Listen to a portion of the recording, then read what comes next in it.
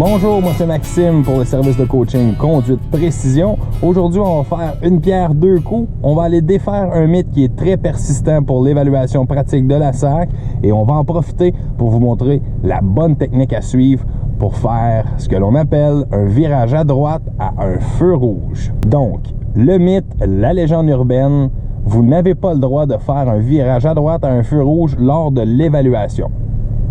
Premièrement, c'est faux. Vous avez tout à fait le droit.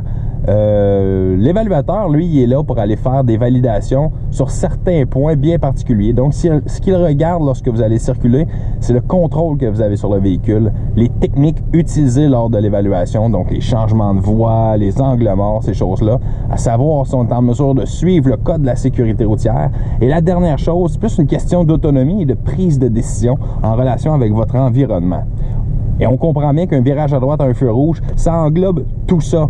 Le contrôle, le code de la sécurité routière, si on est en mesure de prendre des décisions qui sont autonomes et les techniques d'usage pour pouvoir le faire comme il faut.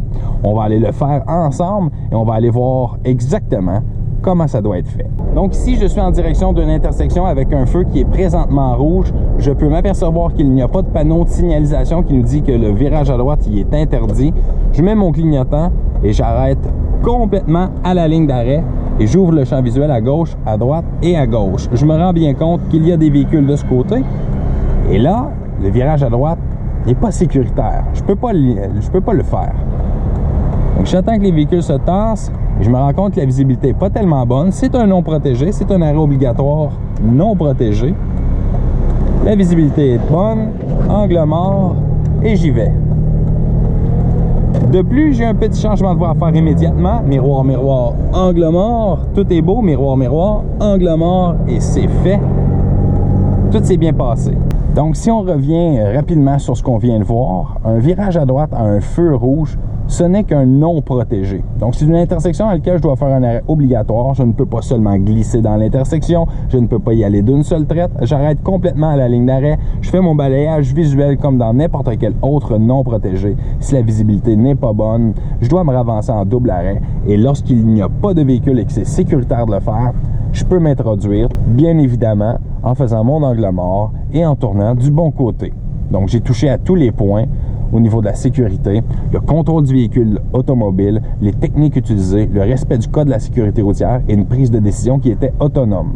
Est-ce que c'est un virage qui est obligatoire? Ce n'est pas le cas. Vous n'êtes pas obligé de faire un virage à droite à un feu rouge. Bien entendu, si vous n'êtes pas à l'aise, ne le faites pas.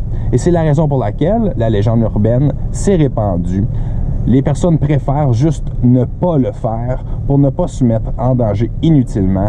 Mais si vous devez le faire ou si vous désirez le faire, il n'y a pas de problème tant et aussi longtemps que c'est fait de façon sécuritaire.